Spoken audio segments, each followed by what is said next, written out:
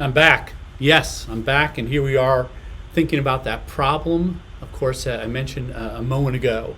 And a moment ago was talking about the fact that all the good things you're learning about through Michael, with the challenges related to reading, you're getting reinforced with that. All the different interventions you're trying, the progress monitoring you're trying, and the curriculum-based measures you're trying. So what are some solutions? So we're going to start very simple. We're going to keep it simple today. But we're going to think about these technologies that are going to give us not only access, but beyond that. So access, first of all, is the fact that I'm reading below grade level. I have difficulty with comprehension, fluency. I have difficulty with decoding, phonological awareness. I have difficulty with overall comprehension. And I think I've said that twice. Anyways, those 5 areas. The gap continues. So what am I going to do to be able to help myself? And of course, as an instructor, help the student be able to overcome some of those barriers. So we're going to start simple, but simple is not too bad.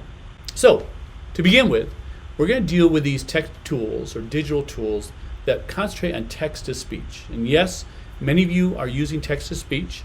It's become pretty much universal because if I have a device, that device has text-to-speech on it. Now the popular ones are Read Write. It's on the Chromebook, sitting there on the Chromebook, and there's a free version. And then, of course, there's a pay version that gives you all sorts of different elements. I'm going to show you some elements that are for the pay component. Learning Ally has text-to-speech in it. Bookshare is a free resource for any of the students that we're serving that have reading challenges, and it has text-to-speech built in. Snap and Read is a pay app, but there's countless others. And the focus is they offer text-to-speech. Now, text-to-speech, of course, comes in all shapes and sizes. This is Read Write, or the company's called Text Help. And, of course, as you can see from this navigation bar, this is going to be sitting on my Chromebook browser. When I open up my Chromebook browser, I turn on the Read Write, it sits there, and I can utilize everything from highlighting text to having text read out loud, which each word is being highlighted, or the paragraph's being highlighted, and it's read out loud, etc., etc. But it offers so much more. So for example, here's an example where it's available here, but it offers so much more with highlighters and speech to text, text to speech, etc., etc. So what I want to do is I want to illustrate, though, on the Chrome, how this can be take. Not only does it read out loud, but it allows the individual, and that's basic access to me, it reads the text out loud, but now it allows me to do some cognitive organization. So let's get started here. I'm going to make this a little bit larger.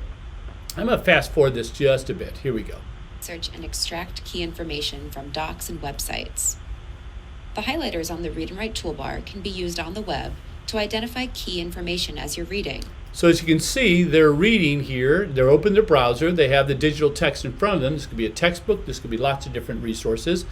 And now the toolbar is sitting here, and of course they can select the highlighter. So let's then continue. To use, just select some text and click a highlighter button.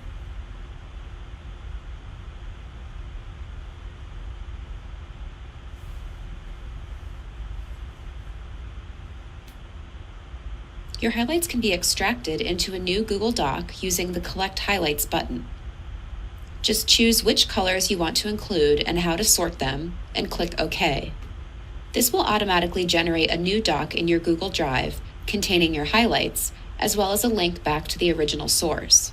So what's just happened is the fact that I was able to read my document, and it, of course, this is my little reader up here, and there's YouTubes for all this if you're unfamiliar with it. But as I'm reading along, I say, the Arctic osculation, or whatever that word is, needs to be highlighted because this is a note that I need to grab. Oh, now it's starting to do note taking. Now it's starting to organize. Now it's starting to structure things out.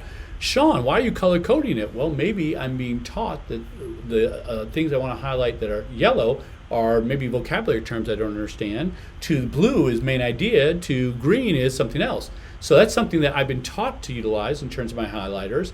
And now it's here in a Google Doc that I can use in lots of different ways. And of course, it has a hyperlink that takes me back to the actual manuscript or the article or whatever I'm reading when I want to take a look at it. And by the way, if I've signed in, most likely those highlights will still be in the actual original document. So, okay, so that's an element of Read Write Text Help. So let's continue, okay? So again, this is oftentimes just used for speech to text. Text to speech. It highlights the term and reads it out loud so I can see the term and move along with it. But it offers more. So let's take a look at another one and make this larger as well. And we'll fast forward just a bit, okay? And this one's going to grab terms. Vocabulary tool in Read and Write for Google Chrome. The vocab feature allows you to create a vocabulary list from individual words or terms. And by the way, they're using a Google Doc here, but I could grab these terms from other things I'm reading. They just don't need to be a Google Doc. To use in a Google Doc, just use the colored highlighters to highlight individual vocabulary words.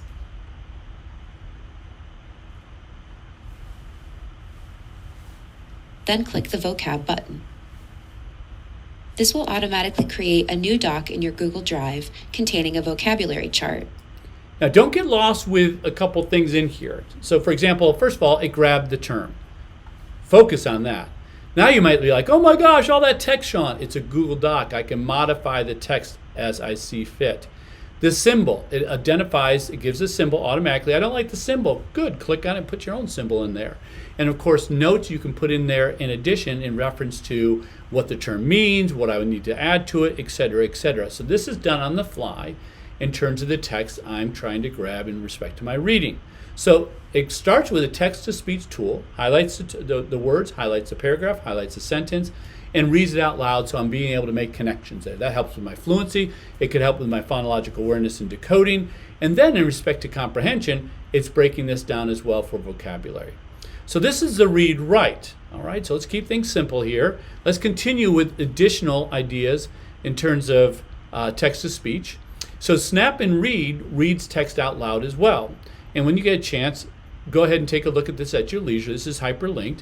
Now this is an app, and this is often used with PDFs and things of that nature. And so what it does is it will change not only to the read out loud, and I'm sorry folks, I'm just frustrated here, so I'm going to go back to slide sharing and get the big version.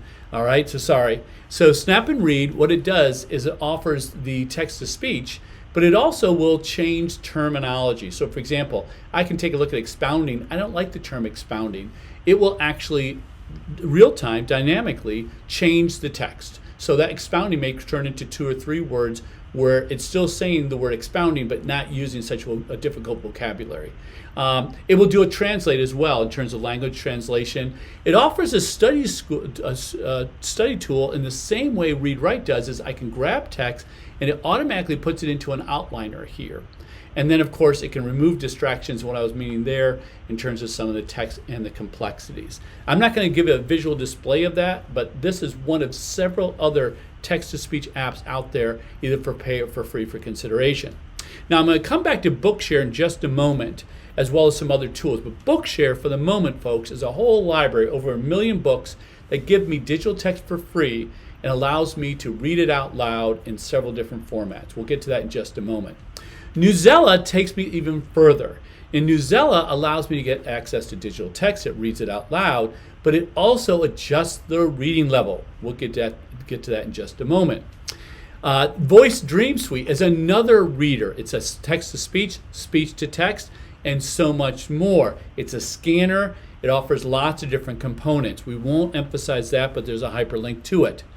Now, overall, though, digital books. So digital books themselves, and I'm going to go back to Bookshare in just a moment, but digital books themselves, think about that. They give the reader access to a speech-to-text tool. So if it's a digital book, automatically I can read it out loud. I can highlight the terms. But oftentimes, digital books offer so much more. Let me give you an example. So digital books, let's say take Flat Stanley.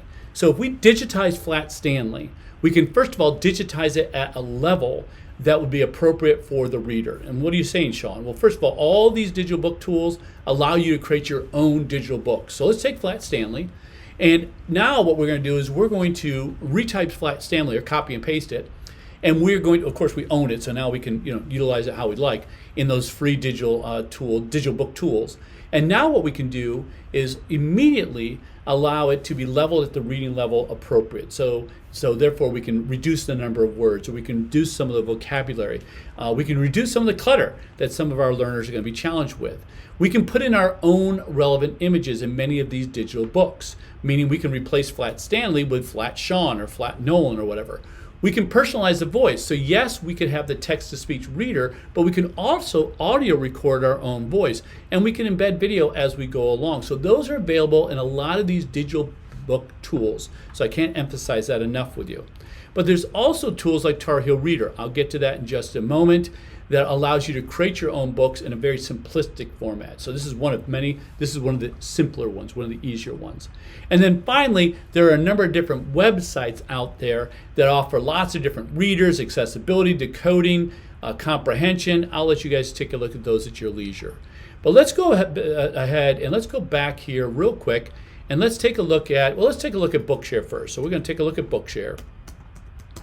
And Bookshare offers us all sorts of neat stuff. So we're going to type in Bookshare. And Bookshare, first of all, folks, allows us, and let's go scroll down. How many readers do they have now? 1.145, so over 1.1 million books. And these are these are Charlotte's Web, these are textbooks, this is Shakespeare, this is, you name it. It goes on and on and on, essays. And what it does is it offers you the ability to download the book in a digital format. And when I say download, I really mean click on it and it loads in the actual Chrome book. Or excuse me, it could be in Safari, whatever browser you're using or whatever device you're using. And then it will allow me to automatically read it and it will highlight it. It has its own speech-to-text tool. So I can't urge that tool exists enough. Now you can also alter it for font size. And actually, for those of us with Braille, it can translate that over to Braille. In need of Braille, it can translate over to Braille as well. But the big thing is it's giving us, Sean, where do I find the digital text? How do I make the digital text? How do I convert these books that I want into digital text? If you can't find it here, I'm going to be hard pressed that these are all educational related. The beauty of it is you can order it, and generally within a month or two, they'll put it up there for you as well. So you just need an account.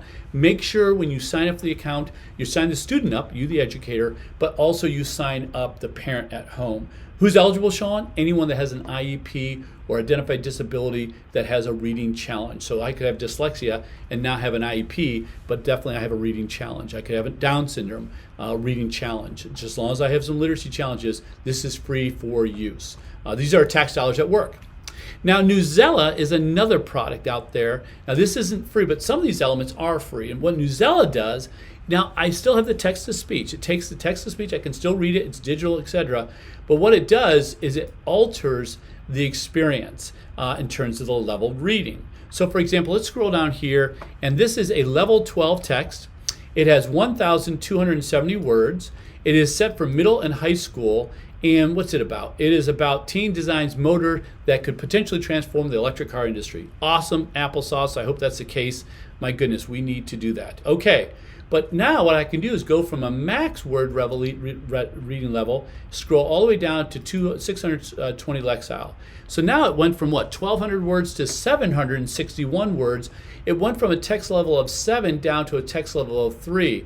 It's still recommended content-wise for the middle school, high school, but it also could be for those individuals reading at a lower level, let's say a third or fourth grade reading level, but I'm in the middle school area. Now the text is less complex. And of course I can still select my read write, and in my read write I can get my tool pop up here and it will automatically then allow me to do my speech to text. So now I can highlight my terms, I can click my play button, and it'll highlight the terms, it'll highlight the paragraphs. Let's see if I can have some success here. We'll just highlight this area. Sometimes it's quirky for me, but let's give it a shot and see if it actually works. The video explained that most So what you're seeing here, that speed is pretty fast. I have it set on a fast speed. We can slow it down. We can change the voice. But here's that text-to-speech in function. And that is it's highlighting the word. Right now it's highlighting electric. It's highlighting the sentence I'm supposed to focus on. And it'll continue to read. Electric motors require magnets. The magnets are made. As I go from sentence to sentence, it'll highlight sentence to sentence. I could have it highlighting paragraph to paragraph. Again, the speed can be very much slowed down. And of course, the audio is up to me in terms of what I want to do. All right, so I have one last thing I want us to do, but that's going to be a little overview in terms of some directions. I'm going to take a break here, and we'll have one last video to walk you through this immersive reader. There's some videos on that, and we'll talk about that here in just a second.